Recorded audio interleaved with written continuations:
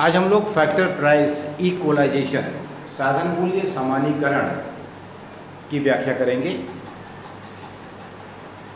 और हमने बहुत विस्तार से देख लिया है कि जब हम सामान्य संतुलन की बात करते हैं तो हम वस्तु बाजार के साथ साथ साधन बाजार में भी मूल्य के निर्धारण की व्याख्या करते हैं। और इसी क्रम में हम इस बात को देखने का प्रयास करेंगे कि अंतर्राष्ट्रीय व्यापार में क्या दो देशों के बीच साधन के मूल्य आपस में बराबर हो जाएंगे, और यदि होंगे तो वो कौन सी दशाएं होंगी, और यदि नहीं होंगे तो क्यों नहीं होंगे। और इसी की व्याख्या के लिए हम लंकास्टर मॉडल का प्रयोग करेंगे, अर्थात लंकास्टर मॉडल और साधन मूल्य सामान्यीकरण की व्याख्या करेंगे। यदि किसी प्रकार का प्रतिबंध न हो तो वस्तुओं की कीमतें दोनों देशों में बराबर हो जाएंगी। 2x2 मॉडल जो कि जनरल इक्विलिब्रियम थियरी है, इसलिए वस्तुओं के साथ साथ साधनों की कीमतों का विश्लेषण भी आवश्यक है। अंतर्राष्ट्रीय व्यापार में यदि अपूर्ण व्यापार की स्थिति है तो साधनों की कीमतों में समानता की प्रवृत्ति पाई जाती है। जो हमने भी आपको बताया कि अगर अपूर्ण विशिष्टीकरण यानी पूर्ण विशिष्टीकरण से पहले की स्थिति में दोनों देशों में जो साधन हैं उनकी कीमतें बराबर होने की प्रवृत्ति रखेंगी, ये तो स्टेटमेंट है। ये दिखाएंगे कैसे, आप इसको सिद्ध कैसे करेंगे, वही वास्तव में लंकास्टर मॉडल है। अब देखो, लंकास्टर मॉडल और साधन मूल्य सामान्यीकरण की व्याख्या हम पहले ध्यान से आपको सुना दे रहे हैं पढ़ करके, फिर आपको हम चित्र में समझाएंगे और जो हमने उसके संकेतांक इस्तेमाल किए हैं वही संकेतांक जो इसमें नोट्स में लिखे हुए हैं उन्हीं को हम लोग यहाँ समझेंगे भी, ताकि आपको समझने में सुविधा रहे। मान लिया दो देश हैं ए और बी, ये पूरा जो हम काल्पनिक फ्रेमवर्क तैयार करते हैं इसको हमें बहुत अच्छे से जानना चाहिए कि हमारा जो, क्योंकि कभी भी कोई भी नियम कोई भी सिद्धांत हर जगह लागू नहीं होता, वह दिए हुए फ्रेमवर्क में ही लागू होता है। सबका अपना एक पर्सपेक्टिव होता है, जिसे आप कहते हैं देश काल और परिस्थिति होती है। कुछ भी चाहे जितना अच्छा हर जगह के लिए अच्छा नहीं होता है। कितना भी अच्छा होगा, हो सकता है कि जब उसके अनुरूप परिस्थितियां ना हो तो वहाँ अच्छा न रहे। कोई आदमी एक जगह बहुत अच्छा काम करता है लेकिन कतई जरूरी नहीं है कि वो दूसरी जगह भी उतना ही अच्छा काम करेगा। तो इसलिए जो एक निश्चित मान्यता होती है, जिसको आप कहते हैं एजम्पशंस होता है, वह एजम्पशंस इम्पॉर्टेंट है। उन्हीं एजम्पशंस के आधार पर ही हम किसी बात की व्याख्या करते हैं। तो मान लिया दो देश हैं ए और बी, ए श्रम प्रधान है और बी पूंजी प्रधान है। और इसमें फिर ए वस्तु देश को हम कैपिटल ए से व्यक्त करते हैं और वस्तु को स्मॉल ए से व्यक्त करते हैं। इस बात को ध्यान देने की ज़रूरत है। कैपिटल ए माने ए देश और स्मॉल ए माने ए वस्तु, और कैपिटल बी माने बी देश और स्मॉल बी का मतलब बी वस्तु। हाँ, ये आप ध्यान रखिएगा। तो ए वस्तु श्रम गहन है और बी वस्तु पूंजी गहन है।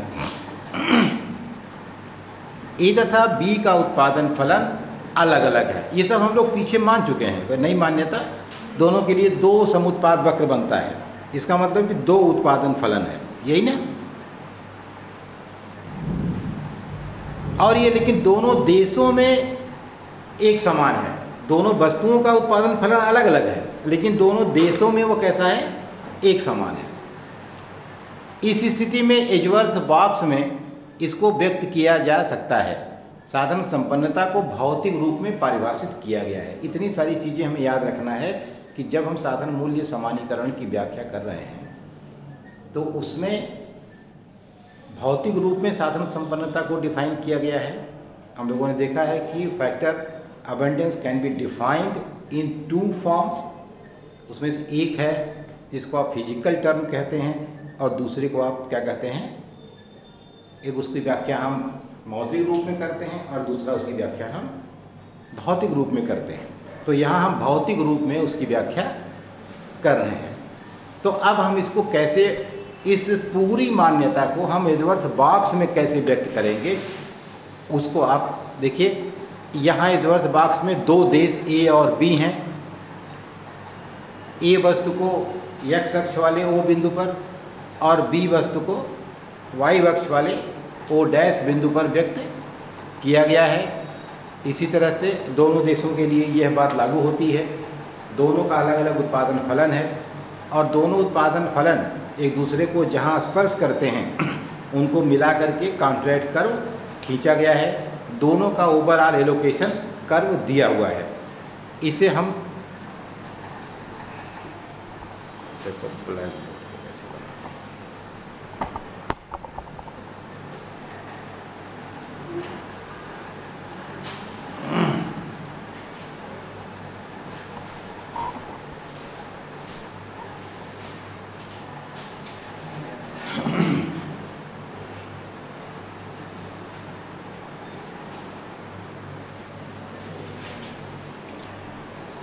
यहाँ देखो कह रहा है कि दो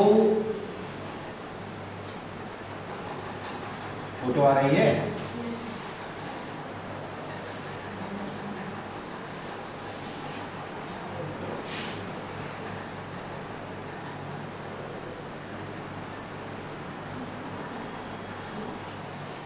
यहाँ देखो ये ए देश है और ये बी देश। ये दोनों की साधन संपन्नता को बता रहा है। ए क्या है? अच्छा उल्टा हो गया, क्या लगता है? ए श्रम प्रधान है ना? हाँ तभी तो कह रहे हैं, बता नहीं रहे खाली हूँ कर रहे। जब ए श्रम प्रधान है तब फिर ये श्रम यहाँ ज़्यादा है ना। इधर हम लेबर दिखाएंगे और इधर कैपिटल। तो जहाँ श्रम ज़्यादा है तो ये देश क्या हो जाएगा? श्रम प्रधान। और जहाँ पूंजी ज़्यादा है वो क्या हो जाएगा? ये बी देश है। ठीक है, यहाँ ओ पर हम ए वस्तु दिखाते हैं और यहाँ ओ डैश पर बी वस्तु और ओ डबल डैश पर भी क्या दिखाते हैं? बी वस्तु। ठीक है, यह है इसका ओवरऑल एलोकेशन कर्व है। ये इसका ओवरऑल एलोकेशन कर्व है।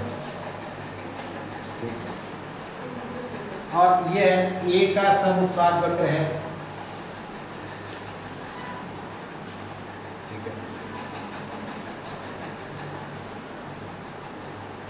अब बी का समुत्पाद वक्र इस ए के समुत्पाद वक्र को जहां जहां स्पर्श करेगा वहीं से कॉन्ट्रैक्ट कर्व खींचा जाएगा।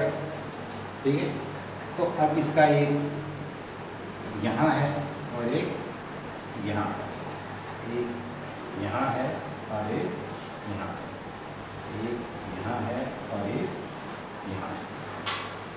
अब तो यह हो गया तुम्हारा A1 हो गया, A2 हो गया और A3 हो गया। और ये B1 हो गया, B2 हो गया और B3 हो गया A के संदर्भ में। और ये हो गया B1, B2 और B3।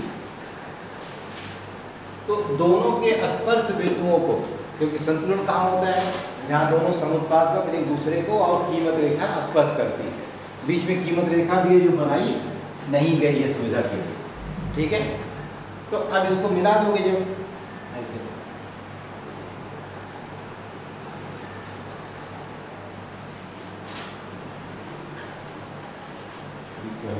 ये हो जाएगा तुम्हारा कॉन्ट्रैक्ट कर्व। ठीक है, ये तो अब कुछ नहीं किया गया, जो तुमने सेंटेंस में मान रखा था कि ए श्रम प्रधान है, बी पूंजी प्रधान है, ए वस्तु श्रम गहन है, बी वस्तु पूंजी गहन है, दोनों का समुत्पाद वक्र उत्पादन फलन अलग अलग है, दोनों देशों में एक समान है। ये सिर्फ इतनी बात हमने यहाँ बताई है और इसमें हमने वही कुछ नहीं किया है। इस विजुअल बॉक्स में सिर्फ वो मान्यताओं को चित्र में व्यक्त कर दिया गया है। ठीक है, बन गया?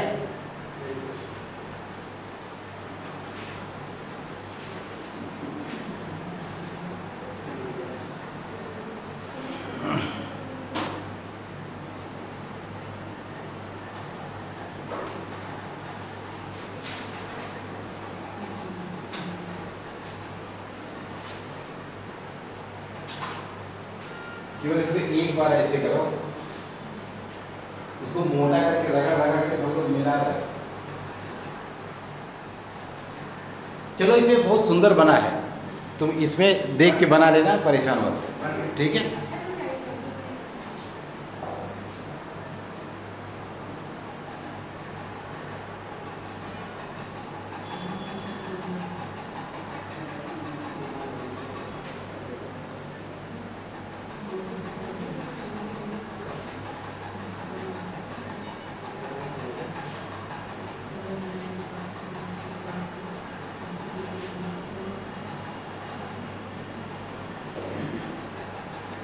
मिटाएं?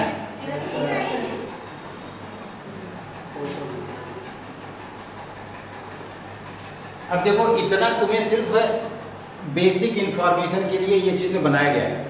अब हम इसमें आगे चलेंगे कि व्यापार के पहले, जब अंतर्राष्ट्रीय व्यापार नहीं हो रहा है, तब दोनों देश कहाँ कहाँ उत्पादन कर रहे हैं। अब उसके लिए हम क्या करेंगे कि ये नहीं बनाएंगे, ये सब नहीं बनाएंगे, सिर्फ इसका कॉन्ट्रैक्ट कर्व बना देंगे और इसका कॉन्ट्रैक्ट कर्व बना देंगे, जो ये बताएगा कि इसके हर बिंदु पर संतुलन है। लेकिन ये सब नहीं बनाएंगे जो बाकी बना हुआ है, ठीक है। फिर उसमें देखेंगे कि वो दोनों कहाँ उत्पादन कर रहे हैं, ठीक है, और कहाँ उनका संतुलन है। फिर हम देखेंगे कि अब व्यापार अगर शुरू हो जाए तो कौन कहाँ उत्पादन करेगा और कहाँ निर्यात करेगा, कितना निर्यात करेगा, ठीक है। और तब बाद में ये होगा कि अगर ऐसी स्थिति आती है व्यापार की, तो क्या दोनों देशों में साधन के मूल्य बराबर होंगे या नहीं होंगे। इतनी ही व्याख्या हमको इसमें करनी है, ठीक है। इसको मिटाएं।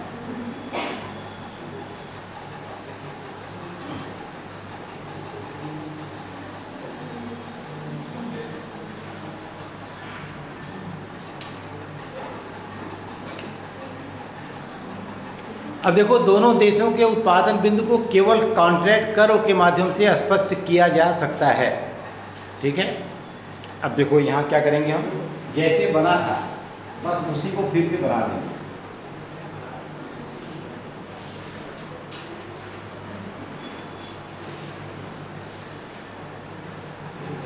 ठीक है। तो ये जो है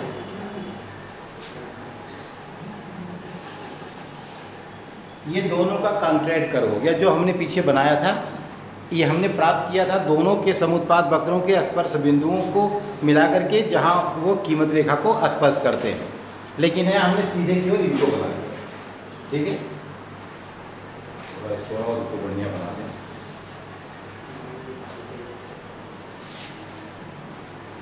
ठीक है। अब इसमें देखो कि अगर केवल यह कॉन्ट्रैक्ट कर्व है तो अंतर्राष्ट्रीय व्यापार कि कोई बात नहीं हो रही है, सिर्फ ये हो रहा है कि ये संसाधन है, ये उनका कॉन्ट्रैक्ट कर्व है, तो ए और बी उत्पादन कहाँ करेंगे, ठीक है। मान लो ये उत्पादन यहाँ कर रहा है और बी उत्पादन यहाँ, यानी उत्पादन का बिंदु ये है और ये है। तो जहाँ उत्पादन कर रहा है इसको मिला करके यहाँ खींचेंगे तो इसकी फैक्टर इंटेंसिटी बताएगा, और यहाँ खींचेंगे तो इसकी, यानी यहाँ क्या है, ओ डैश बी है, यहाँ ओ ए है, यहाँ ओ डैश बी है। ये बी देश है और ये, इसका मतलब ये है कि जो बी देश है, जो पूंजी प्रधान है, वो यहाँ इस बिंदु पर उत्पादन करता है। क्या लिखा है वही लिख देते हैं, P1 लिखा हुआ है, ये P है और ये P1, और ये उत्पादन कहाँ कर रहा है,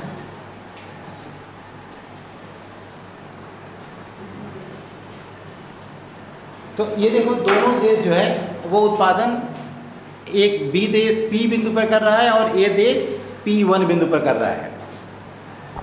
चूंकि बी देश पूंजी प्रधान है, इसलिए ए देश की तुलना में वस्तुओं के उत्पादन में पूंजी गहन तकनीक का प्रयोग करता है।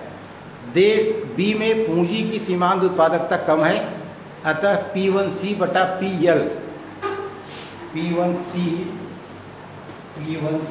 बटा P1L इन बी देश में जो है ये लेस देन P2C बटे P2L। देखो, हम लोगों ने पीछे देखा था कि जब हम मौद्रिक रूप में डिफाइन करते हैं तो जो साधन ज़्यादा होता है उसकी कीमत कम होती है। जब कीमत कम होगी तो PC बटे PL में रेशियो जाहिर सी बात है कम आएगा, क्योंकि C की कीमत कम रहेगी, L की कीमत ज़्यादा रहेगी। तो जब कम में ज़्यादा से भाग दोगे तो अनुपात कैसा आएगा, कम ही आएगा। तो इसलिए ये P1C बटा PL बी देश में कम होगा PC बटा PL ए देश की तुलना में। अब जो जैसा है, ए में श्रम ज़्यादा है तो दोनों ही वस्तुओं के उत्पादन में ज़्यादा श्रम का इस्तेमाल करेगा, और उसमें पूंजी ज़्यादा है तो दोनों ही वस्तुओं के उत्पादन में पूंजी ज़्यादा इस्तेमाल करेगा। वो तो कॉमन सेंस की बात है। अब व्यापार प्रारंभ होने की दशा में बी देश P तथा A देश P1 बिंदु पर उत्पादन कर रहा है। अब देखो मान लो ये तो सामान्य बात होगी। अब व्यापार शुरू हो गया तो ये P1 पर उत्पादन कर रहा है और ये P पर उत्पादन कर रहा है। यहाँ तक बात समझ में आ गई। व्यापार के बाद A देश A वस्तु में तथा B देश B वस्तु में उत्पादन विशिष्टीकरण प्राप्त करेगा। अब व्यापार जब शुरू होगा तो जाहिर सी बात है कि जो A देश है वह A का अधिक उत्पादन करेगा और B देश जो है वो B का, क्योंकि B पूंजी प्रधान है, उसके पास पूंजी ज़्यादा है, ये श्रम प्रधान है, उसके पास श्रम ज़्यादा है, तो इसका उत्पादन करेगा।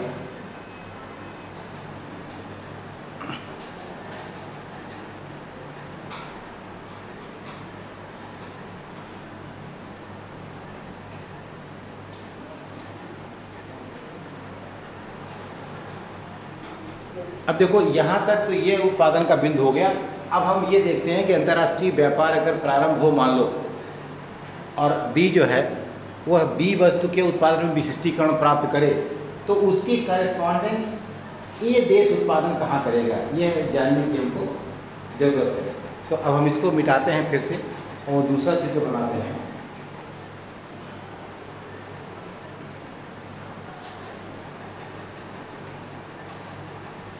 जैसे नोट्स में लिखा है वैसे ही तुम नोट्स बना लेना, ठीक है।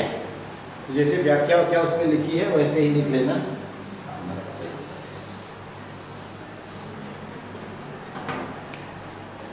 अब देखो इसमें कह रहा है कि व्यापार प्रारंभ होने के पहले B देश P पर तथा A देश P1 बिंदु पर उत्पादन कर रहा है, जो हम लोगों ने मिटा दिया। व्यापार नहीं हो रहा था तो वहाँ वो उत्पादन कर रहा था। अब कह रहा है कि व्यापार के बाद A देश A वस्तु में तथा B देश B वस्तु के उत्पादन में विशिष्टीकरण प्राप्त करेगा। अब देखो कैसे करेगा, देख लो तुम उसको आराम से।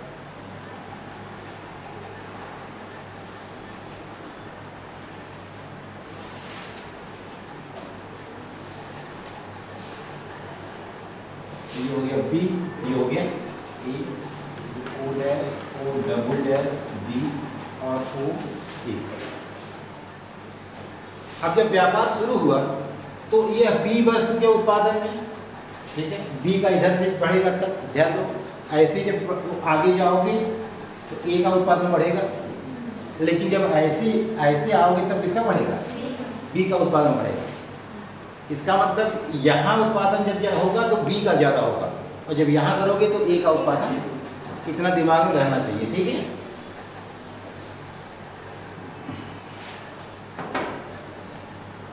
वो इसका ये है,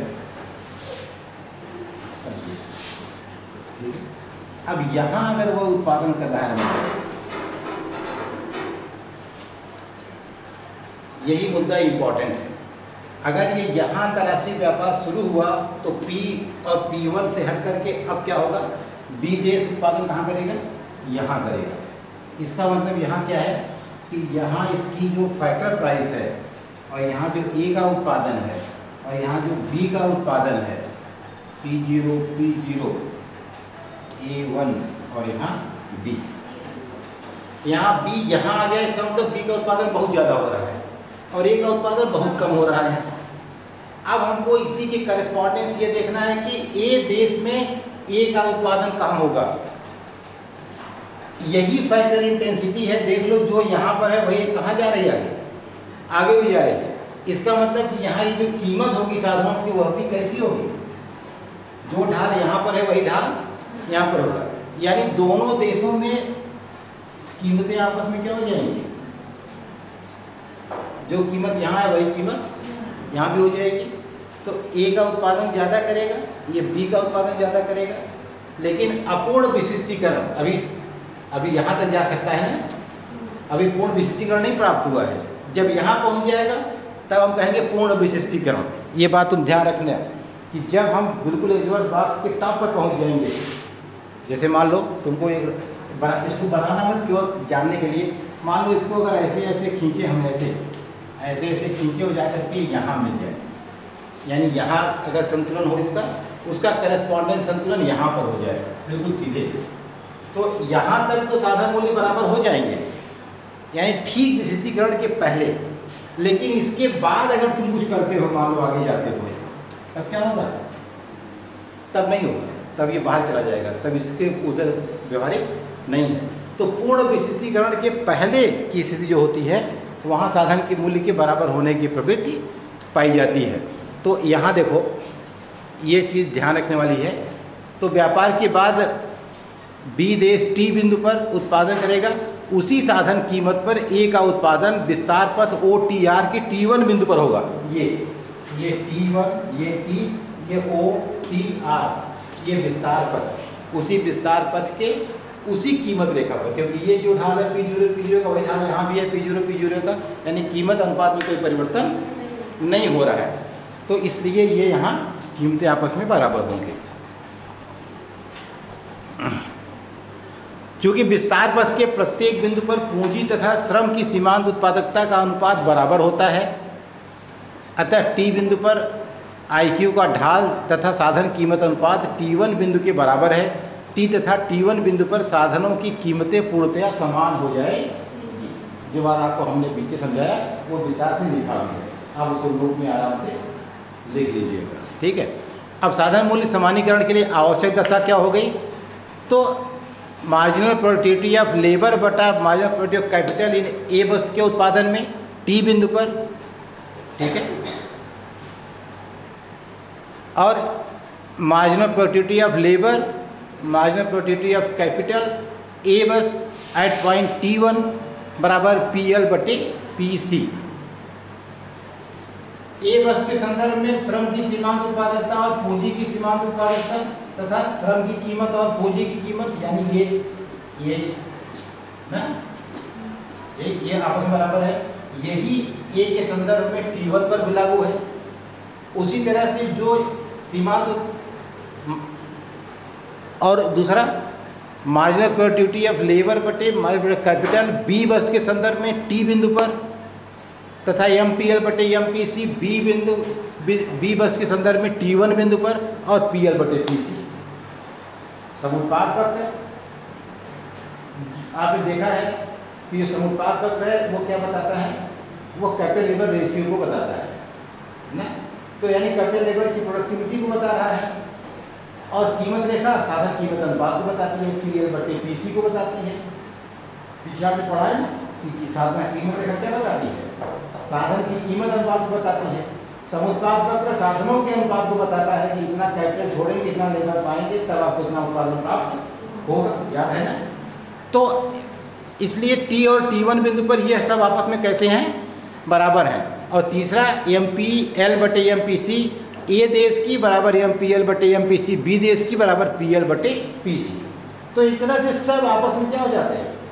बराबर हो जाते हैं। और यह निष्कर्ष अपूर्ण विशिष्टीकरण की दशा में ही पाया जाता है। यह सारी शर्त तभी लागू होगी जब ये अपूर्ण विशिष्टीकरण हो, यानी इसके पहले कहीं हो, इसके अगर ऊपर चला जाएगा तब लागू। ये लाइन ध्यान रखने वाली है कि in case of imperfect specialisation factor prices will be equalized in between two countries if other things remaining the same। यदि अन्य बातें समान रहें तो अपूर्ण विशिष्टीकरण की दशा में दो देशों के बीच में साधन की कीमतें आपस में बराबर हो जाएंगी या होने की प्रवृत्ति रखेगी। ठीक है।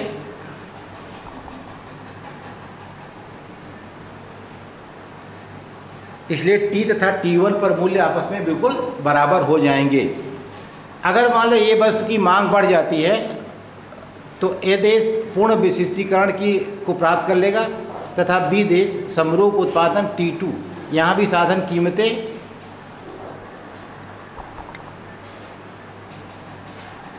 नहीं है। मांग और बढ़ने पर हाँ अब ये दिखा रहा है कि अगर एक की मांग बढ़ जाए, जैसे मान लो यहाँ पर है, अगर एक की मांग बढ़ जाए तो उत्पादन यहाँ जाएगा, ठीक है, और मान लो अगर और आगे चला जाए तो ए की मांग बढ़ती जाएगी तो ए का उत्पादन यह भी इसके यहाँ भी बढ़ेगा और इसके यहाँ भी बढ़ेगा।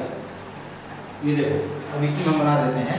अब मान लो यहाँ भी ए का उत्पादन बढ़ गया तो ये हो गया, ये कीमत हो गई और ये संतुलन हो गया। अब हमने इसको यहाँ से बढ़ाया, ये फैक्टर इंटेंसिटी यहाँ हो गई। अब हम इसके क्या किए, यहाँ तक ले गए, तो अब यहाँ तो साधन की कीमतें बराबर हो जाएंगी अभी इसके पहले तक, लेकिन अगर मान लो और एक की मांग बढ़ जाए तब क्या होगा, तब साधन कीमतें बराबर होने की प्रवृत्ति नहीं रखेंगे। इसका मतलब क्या कि पूर्ण प्रतियोगिता के बाद, तो ये यहीं तक आ जाएगा, इसको आगे नहीं ले लेते हैं। तो ये चित्र बना हुआ है, ठीक है। ये नीचे चित्र यही बना हुआ है कि अगर एक की मांग बढ़ती है और आप एक की पूर्ण विशेषीकरण की दशा प्राप्त हो जाती है, तब उसके बाद आप अगर कुछ भी परिवर्तन करेंगे तो साधन के मूल्य आपस में बराबर नहीं होंगे।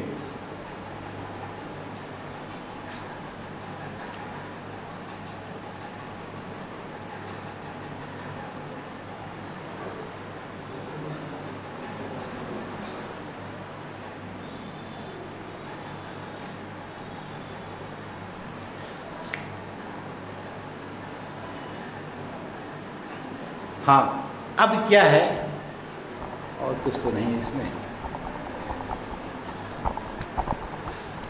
खत्म हो गया।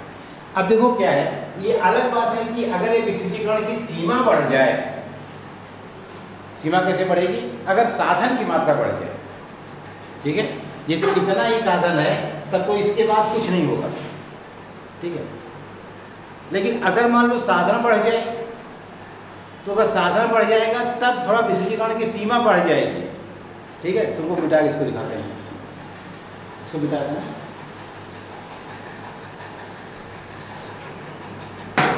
ये देखो, अगर मान लो ऐसे है, पहले साधन क्या है,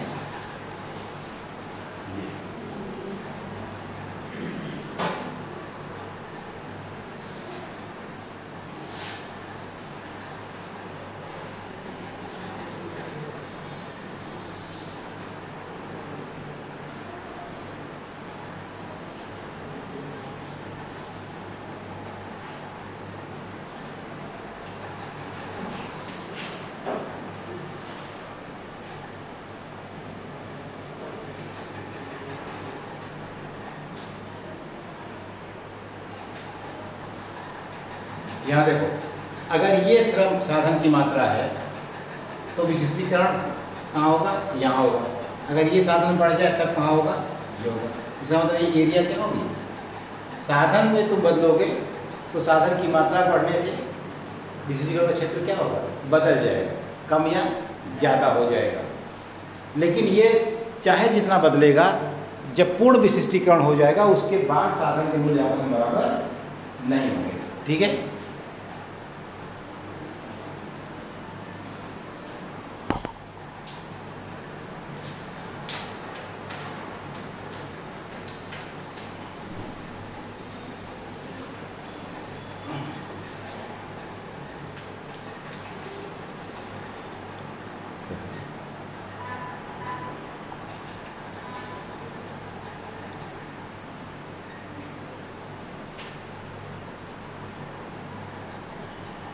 इसी तरह से अगर बी के देश में साधन की मात्रा बढ़ा दो तो एक्स लेवल फैलने की बजाय क्या होगा, पूंजी बढ़ जाएगी, तो उसमें भी क्षेत्र उसका थोड़ा सा बढ़ जाएगा, इसमें नीचे बना हुआ।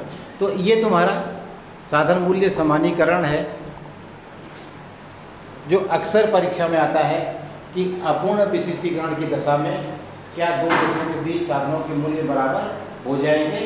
अगर हो जाएंगे तो इनकी चित्र के द्वारा आप व्याख्या कीजिए। चित्र भी सुंदर है, व्याख्या भी सुंदर है, आसान भी है और बहुत बढ़िया 20 नंबर में लिखने को आता भी है, ठीक है। हाँ, और आएगा भी निश्चित ही है।